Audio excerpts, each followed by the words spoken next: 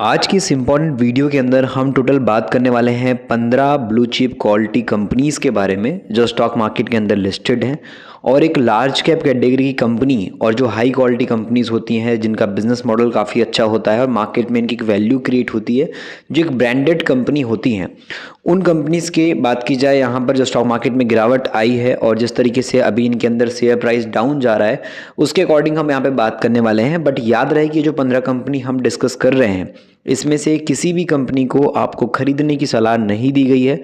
जो भी इंफॉर्मेशन आपको बताई जाएगी इन 15 कंपनीज के बारे में, इंडस्ट्री को पकड़ के रखे हैं, अपना ब्रांड बना चुके हैं, ऐसी कंपनीज को आज इस वीडियो में हम डिस्कस करने वाले हैं। बाकी मैं आपको स्टार्टिंग में फिर से एक बार बोलूँगा कि जो भी कंपनीज को डिस्कस करेंगे उसको सिर्फ एक इन्फॉर्मेशन के पर्पज़ से बताया जा रहा है। आपको कोई भी किसी भी प्रकार के स्टॉक को खरीदने की सलाह नहीं दी जा रही है। इन कंपनीज़ की स्टॉक मार्केट में जैसी परफॉर्मेंस है, जिस तरीके से इनके शेयर प्राइस में गिरावट आ रही है, उन पॉइंट को ध्यान रख करके आज के इस वीडियो में एक एजुकेशन के पर्पज़ पे इन 15 जो कंपनीज़ हैं इनको डिस्कस करेंगे जो ब्लू चिप क्वालिटीज़ की हैं। तो सबसे पहली यहाँ पर कंपनी निकल के आती है स्टॉक मार्केट के अंदर एस्ट्रल पाइप्स। और एस्ट्रल पाइप की बात की जाए तो मार्केट के अंदर ये जो पाइप सेक्टर है या फिर बात की जाए जो पाइप इंडस्ट्री है उसके बेस पे टॉप प्लेयर आपको नज़र आएगी। सबसे बड़ी कंपनीज में से एक एस्ट्रल पाइप है और इसके अंदर टाइम के अकॉर्डिंग काफ़ी सारी चीज़ें बदली है और 25 साल की वारंटी के साथ इनके प्रोडक्ट आते हैं। पाइप फैक्ट्री में बात की जाए, पाइप जो कंपनीज होती हैं उसमें आपको एस्ट्रल नंबर 1 कंपनी नज़र आएगी। सबसे बड़ी मार्केट की लीडर कंपनी, दिग्गज कंपनी देखने को मिलेगी और ये टाइम के अकॉर्डिंग यहाँ पे काफ़ी सारे मार्केटिंग में भी पैसा खर्चा करती है। जैसे कि बात की जाए तो पुष्पा 2 के टाइम पे भी मार्केटिंग में काफ़ी बड़ा पैसा एस्ट्रल पाइप ने अपना यहाँ पे जो है मार्केटिंग के हिसाब से ब्रांड के तौर पे जो है मार्केट में प्रमोट किया था। तो यहाँ पे अगर इस कंपनी की बात करोगे आप गिरावट के पॉइंट ऑफ व्यू से, तो ये 6 महीने के आसपास इसका जो शेयर है स्टॉक मार्केट के अंदर वो गिर चुका है। 28 से 29% के आसपास का 6 महीने में गिरावट इसके शेयर में आ चुका है। 1694 रुपये का एक शेयर आपको दिखाई देगा और लगातार अभी के टाइम पे नीचे जा रहा है। बाकी अगर आप इसको लॉन्ग टर्म की जर्नी के हिसाब से देखोगे तो ये लॉन्ग टर्म में 4.18 रुपये से 1694 के आसपास दिखाई देगा और 40,000% से ज़्यादा का रिटर्न लॉन्ग टर्म में इस कंपनी ने 2007 से अब तक इन्वेस्टर को निकाल करके दे दिया है। मतलब कई गुना पैसे बनाने के बाद अभी ये कंपनी का शेयर डाउन ट्रेंड में है और काफ़ी बड़ी गिरावट अभी की करंट कंडीशन में आपको एस्ट्रल के अंदर दिखाई दे रही होगी। उसके बाद अगर हम अगली कंपनी की तरफ बढ़ेंगे तो ये है पिडिलाइट। और पिडिलाइट भी फेविकॉल के बेसिस पे आपको पता है, डॉक्टर फिक्सिट हो गया, फेविक्विक हो गया, एमसील हो गया, मल्टीपल प्रोडक्ट हैं जिनको कंपनी बेचती है और पैसा बनाती है। पिडिलाइट भी केमिकल इंडस्ट्री के बेस पे सबसे बड़ी और फर्स्ट लार्जेस्ट कंपनी नज़र आएगी पूरी की पूरी केमिकल इंडस्ट्री के अंदर। जो सबसे बड़ी दिग्गज कंपनियों में से लार्ज कैप कैटेगरी कंपनी है पिडिलाइट इंडस्ट्री। पिडिलाइट भी एक साल के अंदर मात्र 11% तक ही भाग पाया है और अपने 3,000 रुपये के जो पुराने लेवल है इसके 52 वीक के लो के आसपास के जो प्राइस रेंज है उसी के आसपास जाता हुआ नजर आ रहा है। इसने 3,000 रुपये के प्राइस को भी यहाँ पर जो है ब्रेक कर दिया है, तो इससे एक बड़ी गिरावट आ सकती है और ये 2500 तक के लेवल पे अगर गया तो एक साल के पुराने अपने लो प्राइस से भी नीचे आ जाएगा। तो ऐसे में इसके अंदर भी बड़ी गिरावट लगातार कंटिन्यू अभी के टाइम पे देखने को मिल रही है। पिडिलाइट भी लॉन्ग टर्म के अंदर बात की जाए तो 1999 के टाइम पे 6.26 रुपये का एक शेयर था स्टॉक मार्केट के अंदर पिडिलाइट का। आज की करंट कंडीशन में 2972 रुपये का जो है एक शेयर है।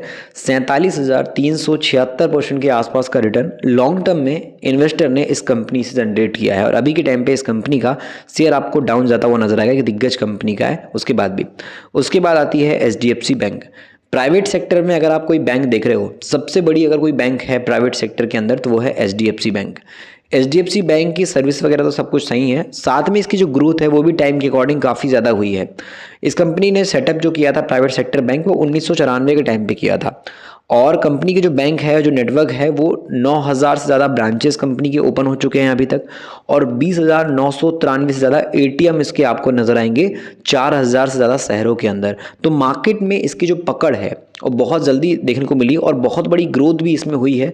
बट अभी की करंट कंडीशन के अकॉर्डिंग एक साल में इसका शेयर प्राइस उतना खास नहीं भाग पाया, 6-7% के आसपास की तेज़ी है और 1500 से मुश्किल से 1800 तक गया है। तो एक साल के प्राइस के हिसाब से बात की जाए तो एक साल में मात्र ये 1500 से 1800 तक यानी 300 पॉइंट के आसपास ही भागा है एक साल के अंदर।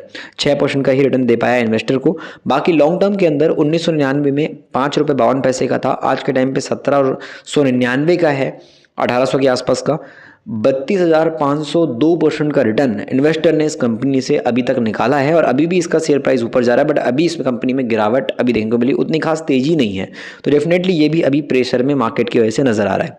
उसके बाद नेक्स्ट है हिंदुस्तान यूनिलीवर, जिसको हम सभी HUL के नाम से जानते हैं, और ये FMCG कैटेगरी की जो कंपनीज होती हैं उसमें सबसे बड़ी कंपनी हिंदुस्तान यूनिलीवर है, जो fast moving consumer goods company, जिसमें मल्टीपल प्रोडक्ट जो हम देखते हैं, कंफर्ट और ये मल्टीपल बात की जाए, ट्रॉपिकाना, ताज़ा, लिप्टन, किसान, लक्स साबुन हो गया, डव हो गया, पॉन्स पाउडर हो गया, फेयर एंड लवली की बात की जाए, लैक्मे की बात की जाए, पर्स की बात करें, कैनी प्लस शैम्पू है, ये मल्टीपल जो ब्रांड है जिनको हम डेली लाइफ में यूज़ करते हैं, घरों में किराना सामान में खरीद कर लाते हैं, तो उसमें ज़्यादातर ब्रांड्स जो हैं HUL यानी कि हिंदुस्तान यूनिलीवर के ही देखने को मिलते हैं। चाय पत्ती हो, नमक हो, या बहुत सारे प्रोडक्ट, साबुन हो, या बात की जाए निरमा हो, या फिर कोई क्रीम हो, उन सब के बेस पे ये कंपनी शैम्पू, साबुन, शैम्पू, सब कुछ आपको जो डेली बेसिस पे आइटम नज़र आते हैं, कोलगेट भी इनका नज़र आता है, तो ये सब यहाँ पे HUL बनाती है, जिसको हम डेली लाइफ में यूज़ करते हैं, और ये भी मार्केट की सबसे बड़ी कंपनी है। इसके अंदर भी एक साल के अंदर 9 से 10% की गिरावट आ चुकी है, और अपने एक साल पुराने लो प्राइस से भी नीचे इसका शेयर अभी आता हुआ नज़र आ रहा है। और ये लॉन्ग टर्म में भी 166 से लेकर के 2333 तक गई है, और 1305% का रिटर्न मिला है। और अभी भी कंपनी इससे पहले भी गिरावट के बाद कई बार रिकवरी दिखा चुके हैं, तो उस पॉइंट पे अभी इस गिरावट में डेफिनेटली बड़े इन्वेस्टर इस कंपनी पे ध्यान देते हुए आपको नजर आएंगे। उसके बाद नेक्स्ट कंपनी यहाँ पे निकल करके जो आती है, ये है किटकैट, और बात की जाए मैगी, ये सब ब्रांड बनाने वाली, किसान चैम्प, मंच, ये सब जो आप देखते हो डेली लाइफ में, चॉकलेट या फिर किसान चैम्प की बात करें, मैगी की बात करें, इन सब के आइटम जो आपको मार्केट में बिकते नजर आते हैं, इन सब को बनाने वाली कंपनी है नेस्ले। और नेस्ले इंडिया की बात करें तो मार्केट के अंदर ये जो कंपनी है, इसने 5 साल के अंदर अभी देखा जाए तो रिटर्न अच्छे देने के बाद अभी गिरावट दिखाना स्टार्ट कर दी है, और अपना जो पुराना प्राइस था इसका 2022 वाला प्राइस 2000 रुपये के आसपास की रेंज का, उस प्राइस रेंज में अभी इसका शेयर आता हुआ नजर आ रहा है।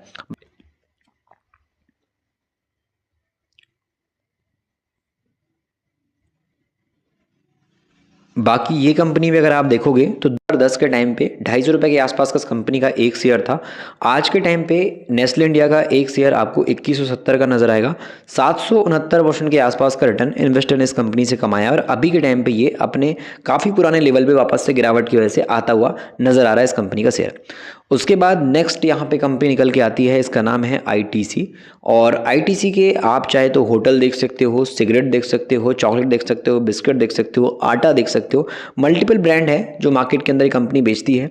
चाहे यहाँ पे सिगरेट के ब्रांड्स की बात करें तो मल्टीपल नाम से ब्रांड आते हैं। उसके बाद सनफिस्ट आटा आता है, आशीर्वाद आटा आता है, ITC के नाम से होटल्स नजर आएंगे, बिंगो के नाम से कुछ आपको मल्टीपल खाने पीने की चीज़ें नजर आएंगी, विवेल के नाम से साबुन, शैम्पू, ये सब भी एक कंपनी भी बात की जाए तो डेली लाइफ में जो प्रोडक्ट यूज़ होते हैं उन सब के बेस पे अपना बिजनेस चला रही है। ITC की बात करेंगे तो ये एक साल के अंदर मात्र 4 से 5% भाग पाया है। बाकी लॉन्ग टर्म के अंदर इस कंपनी ने 16 रुपये 94 पैसे से 478 तक की तेजी दिखाई है। 2723% के आसपास का जंप इसमें भी रहा है, लेकिन अभी भी ये शेयर प्रेशर में नजर आ रहा है। उसके बाद नेक्स्ट यहाँ पे जो निकल की कंपनी आती है, इसका नाम है रिलायंस इंडस्ट्रीज़। रिलायंस यानी कि मोटा भाई की कंपनी, आपको पता है मुकेश अंबानी सर की, और ये मल्टीपल तरीके से पैसा बनाते हैं। रिटेल सेक्टर से पैसा बनाते हैं स्टोर्स के जरिए से। उसके अलावा रिलायंस के रिटेल स्टोर्स आप देखोगे जहाँ पे सारी चीज़ खरीद सकते हैं हम। उसके अलावा डिजिटल सर्विस के बेस पे मल्टीपल अलग अलग चैनल हो गए या फिर ऑनलाइन चीज़ें हो गई, इनके ऐप हो गई, वहाँ से पैसा बनाते हैं। उसके अलावा ऑयल एंड गैस से पैसा आता है, मीडिया और जो एंटरटेनमेंट इंडस्ट्री है वहाँ से पैसा बनाते हैं। उसके अलावा ऑयल और जो इंडस्ट्री के हिसाब से बात की जाए तो यहाँ पर केमिकल बिजनेस है, उससे कंपनी के पास पैसा आता है। तो रिलायंस मल्टीपल तरीके से पैसा बनाती है, चाहे डिजिटल हो या फिर ऑफलाइन ऑनलाइन, दोनों मार्केट के हिसाब से कंपनी का पैसा बनता है रिलायंस का। रिलायंस का शेयर 6 महीने के अंदर लगातार डाउन जा गया है, और काफ़ी बड़ी गिरावट इसमें अभी लंबे वक्त से चल रही है। और एक बड़ी बात करें कंपनी में, गिरावट 1600 के लेवल से सीधे 1200 तक आ चुकी है। और लॉन्ग टर्म के अंदर इसने भी 2002 से अब तक अगर हम देखेंगे तो 45-17% का रिटर्न दिया है। और इससे पहले भी ये कंपनी कई बार नीचे आ चुकी, कई बार गिरावट रिलायंस में हो चुकी है, उसके बाद भी रिकवरी दिखा जाती है, क्योंकि पावरफुल कंपनी हमारे भारत देश की, यहाँ पे सबसे बड़ी कंपनी रिलायंस आप देख सकते हो। तो रिलायंस की बात करेंगे तो मार्केट के बेस पे इसमें अभी काफ़ी दबाव नजर आ रहा है। बाकी लॉन्ग टर्म ये कंपनी भी काफ़ी अच्छा हमको रिटर्न देती हुई नजर आई है इन्वेस्टर के परस्पेक्टिव हम देखते हैं तो। उसके बाद है Asian Paint. Asian Paint Bharat की बात करें हमारे इंडिया के बेस पे तो सबसे बड़ी पेंट कंपनी है एशियन पेंट, उसके बाद बर्जर पेंट और बाकी कंपनीज आती हैं। एशियन पेंट के पास अकेला पेंट इंडस्ट्री का 60%, 50 से 60% मार्केट मात्र अकेली एशियन पेंट के पास है और इसलिए भारत देश की सबसे बड़ी कंपनी भी है। एक साल के अंदर इसमें भी 32% के आसपास की गिरावट नज़र आ रही है एशियन पेंट के अंदर, अगर हम स्टॉक मार्केट के बेस पे देखते हैं तो। और इसने भी लॉन्ग टर्म में बात की जाए तो 11.88 से 2285 तक का हाई लगाया हुआ है। 19,000% से भी ज़्यादा का रिटर्न इन्वेस्टर ने एशियन पेंट से अब तक निकाला है। उसके बाद अभी गिरावट में है और 2,000 रुपये के पुराने प्राइस रेंज में, 2-3 साल पुराने प्राइस रेंज में अभी के टाइम पर एशियन पेंट आता नज़र आ रहा है काफ़ी बड़ी गिरावट के बाद में।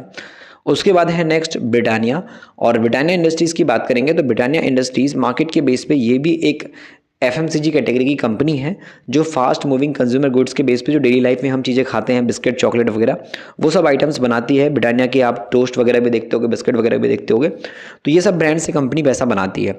अगर हम इसकी भी बात करें तो यहाँ पर जनवरी से अब तक अगर हम देखते हैं तो 11% की आसपास की गिरावट है इसके शेयर प्राइस में स्टॉक मार्केट के अंदर। और लॉन्ग टर्म में बात की जाए तो 58.23 से 1999 में, और अब तक देखिए तो यहाँ पे 4733 का जंप आ चुका है। 8,000% से भी ज़्यादा का रिटर्न इन्वेस्टर ने इस कंपनी से अब तक जनरेट किया है। उसके बाद अभी ये डाउन ट्रेंड में गिरावट दिखा रहा है। उसके बाद है टाटा कंज्यूमर प्रोडक्ट, और टाटा कंज्यूमर प्रोडक्ट की बात की जाए तो यहाँ पर most FMCG brand in India के बेस पे नज़र आता है, टॉप कंपनी है जिसका टाटा का नमक आप देखते होगे। और भी मल्टीपल प्रोडक्ट हैं जो बात की जाए ऑयल वगैरह, इन सब को कंपनी बनाती है। चाय पत्ती भी आपको नज़र आएगी टाटा की। तो ये सब ब्रांड्स के हिसाब से कंपनी पैसा बनाती है और एक साल के अंदर इसका भी शेयर 10% तक नीचे गया है, काफ़ी गिरावट में है।